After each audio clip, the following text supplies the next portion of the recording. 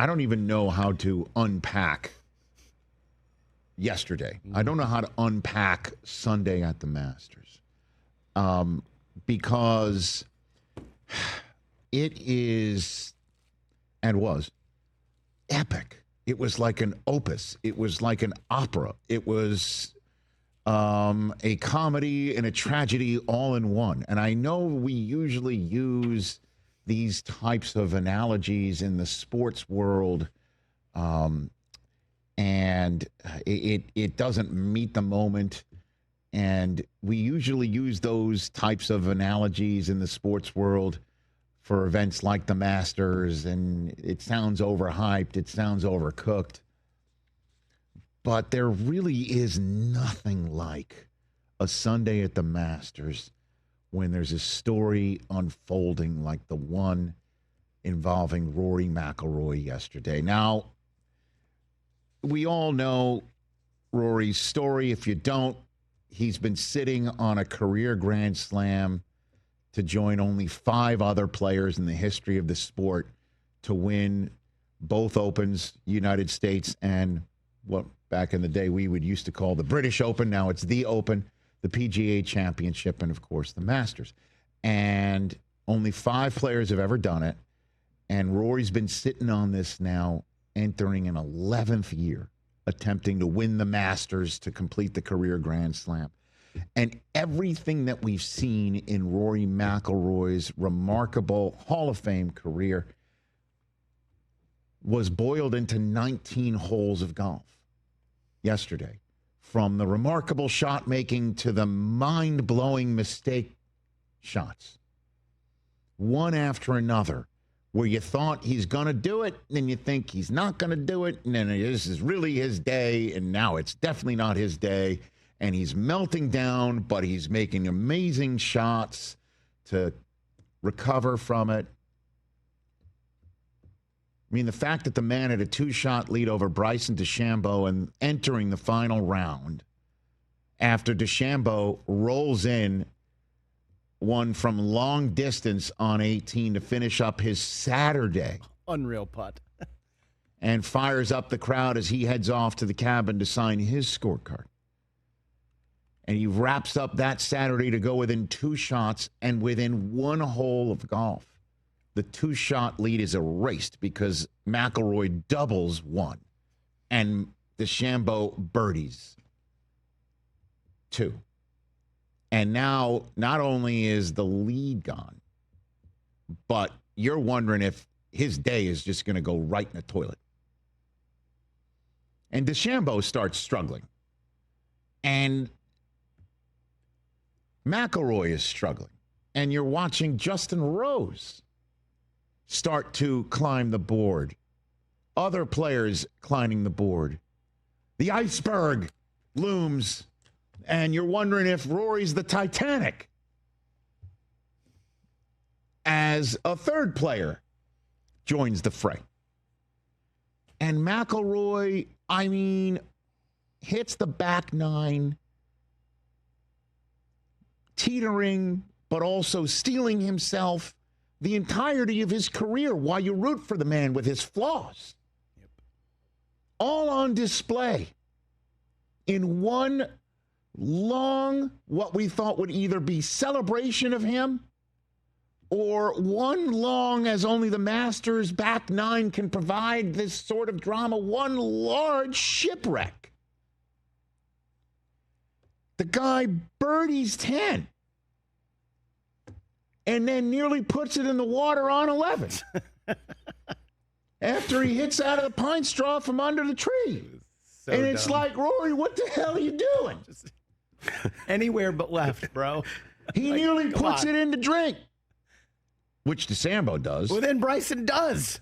And then we go to 12 where we know Jordan Spieth has had a Masters wrecked. And Masters get wrecked. Everybody in 2019 except Tiger. On this beautiful jewel of a par 3 hole that looks so damn easy from your couch. So easy.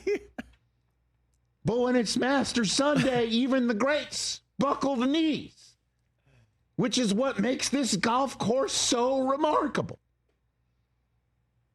because we know the holes and we know the opportunities that can be had with par threes on the back and par fives on the back that can also blow your world up. We're familiar with these holes as we are some of the greats of the sport. Because of the sport, everybody wants to wear the jacket. Every great does. And the Masters Golf Tournament and the way it is run and the way the course lays out is a great in and of itself, which just raises the tension and the drama because we know what's coming. And sure enough, on 13, Rory decides to lay up, and he's got an 86-yarder. Just flip it up. He could do this in his sleep, and what he does is what no professional player who wants to wear the green jacket wants to hear. Rory McIlroy does what I do. I decel. He decelled. And he puts it in the drink. Oh, God. At this point in time, I yelled at the television set. I think my heart stopped. I know of friends who cursed at the television set. I can only imagine what's going through this guy's brain. Oh, my God. I mean, par fives, you got to eat the par fives. You got to eat them for lunch. You got to eat them for breakfast, lunch, and dinner to win a jacket. That's what Tiger does. Tiger, you just look at his career in the par fives and the Masters. You just eat it. Instead, this man doubles it. But he does the smart What's thing. he doing? He has a 3-shot lead. He's playing it smart. Doesn't hit driver, hits 3-wood. I don't have a problem with him laying Doesn't up. go for it. Lays up. And then hits maybe the worst shot of his life I've ever seen. I couldn't believe it. Now, DeChambeau had these opportunities as well, and he played worse.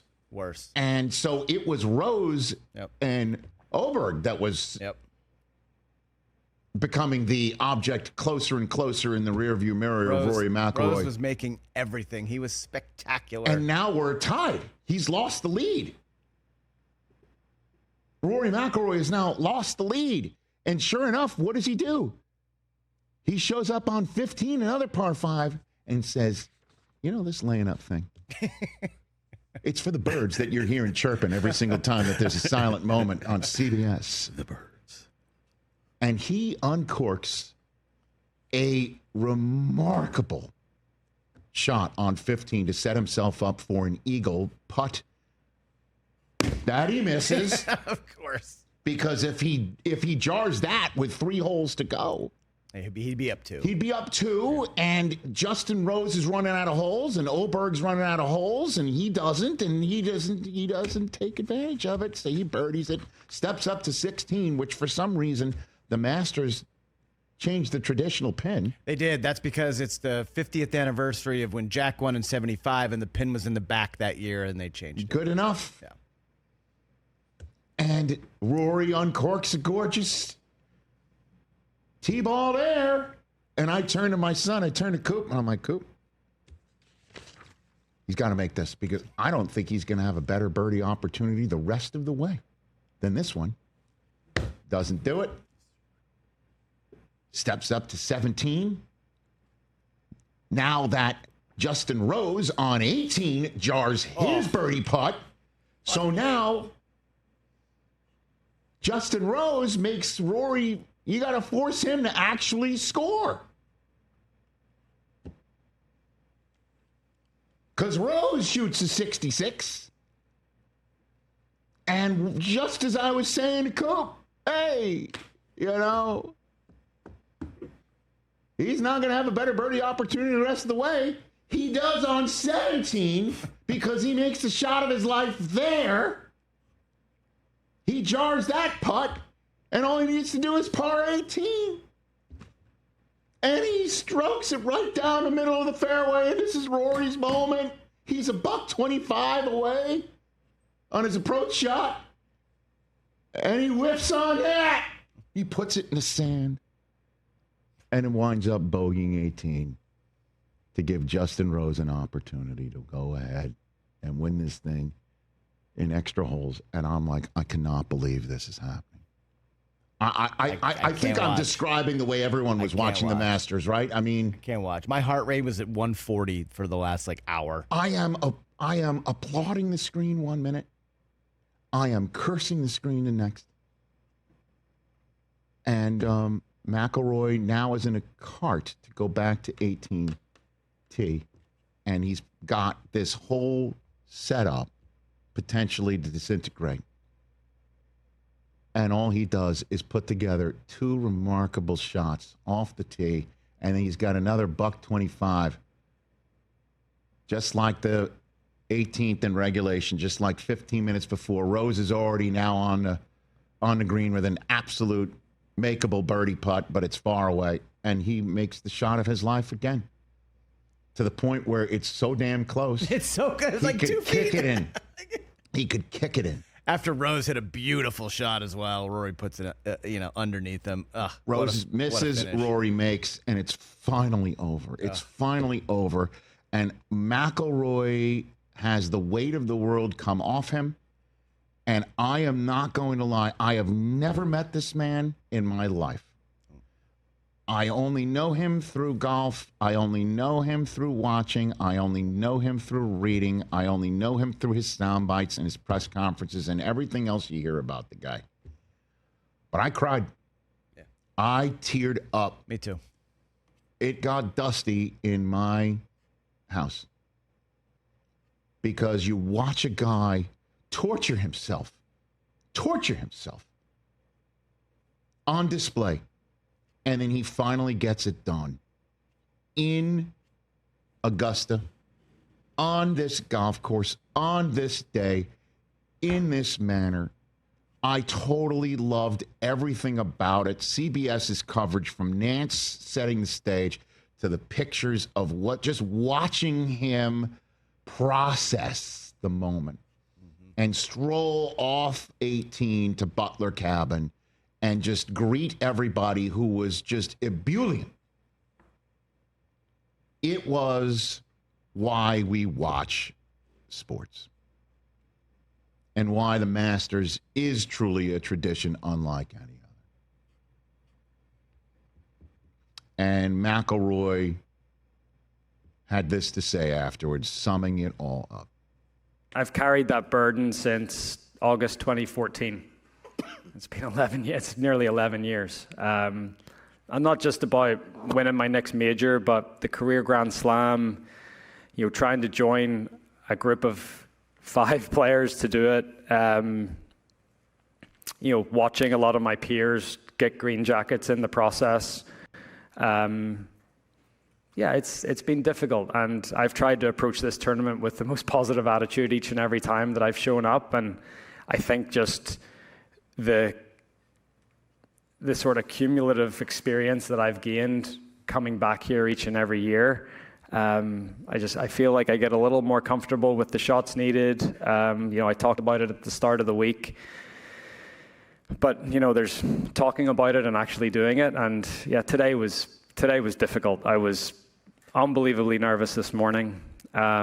Really nervous on the first hole, as you witnessed with the double. But as I said, that sort of calmed me down, and I was able to bounce back and show, that resilience that I've talked about a lot. And it was a heavy weight to carry, and thankfully now I don't have to carry it, and it frees me up. And I know I'm coming back here every year, which is lovely. It is. Every emotion. I'm going to cry right now. I'm just so happy for him. Every emotion. There is nothing like the Masters. An American stage unlike any other. It truly is. And the way that they do it, too. They take people's phones away. Oh, he mentioned that, too. Do we have that soundbite? I think that was soundbite 2, was it? Mike, I don't know what it was. And the way they have the analog the scoreboards. Right. Where you don't know what's happening. Know. It's you like, don't know. The guys were talking about, it's like Paul Revere. People whisper and news travels like telephone. Right. And when they showed Rory after the double on 30, like the sad cobras and the gasping that went on around 18, it's just. Right. People are not watching the event through their screens that they're recording because they take their phones away from them. Love that. Honestly, it's a throwback. It's a throwback. It is also a comeback. By that I mean I can't wait to go back to next year's Masters now. Ugh. Because it's something I grew up with. The holes are like old friends. Yeah. I know 11, I know 12, I know 13, I know 15, I know 16, 17, 18. I know the pin placements. I know where I remember where I watched that moment. I remember this. I remember that. I can't get enough of it. And for listen, I know he's from Northern Ireland, and I know there are probably for him geographically potentially more important tournaments for him, maybe growing up. I don't know, but for the Masters to be the final piece, there can't be any better. And I think he said something like that when he was talking about having to go back to 18 to win it again. After scoring, Harry and I were walking to the golf cart to bring us back to the 18th tee. And he said to me, "Well, pal, we would have taken this on Monday morning." I'm like, "Yeah, absolutely, we would have." So, that was an easy reset. He basically said to me, "Look, you would have given your right arm to be in a playoff at the start of the week." So that sort of reframed it a little bit for me. And again, I just kept telling myself, just make the same swing you made in regulation. And I had a great drive up there, and and the rest is history. Got that third soundbite? Pop that one up there, Hoskins. We might as well just unload everything, because he said that the emotions of finally sinking that putt, he did once upon a time have a 4-shot lead in the Masters. Yeah, in 2011. And his playing partner was Angel Cabrera. On that day. Who's gotten through, he just got out of jail after 2.5 years, right? And he was at the Masters, and he left a note for McIlroy, because Cabrera was his playing partner the day that he melted down, and here was another moment. We were wondering if the same thing was going to happen. Just a complete roller coaster of emotions today, and honestly, what came out of me on the last green there in the playoff was, at least 11 years, if not 14 years of pent-up emotion. Since 2011, I think it's so ironic as well. I got to my locker this morning and I opened it up, and there was a note in there from Angel Cabrera, and just wishing me luck. And Angel Cabrera was the player I played with in the final day in 2011. So it was a nice touch and a little bit ironic at the same time. And it's been 14 long years, but thankfully I got the job done. There's 6 of them now. Sarah's and Hogan player Nicholas, Tiger, Rory. And as you know, many of them can be just mentioned by one name. Yep. And Rory's one of them. Yep. Career Grand Slam. What a day. I am just, there's nothing like it, man. No. I just need 3-4 hours, and a remote and a television. That's what I need. And again, it was great. Soup to nuts, the whole thing. Catch the Rich Eisen Show live weekdays from 12 to 3 p.m. Eastern on Roku Sports Channel in the U.S.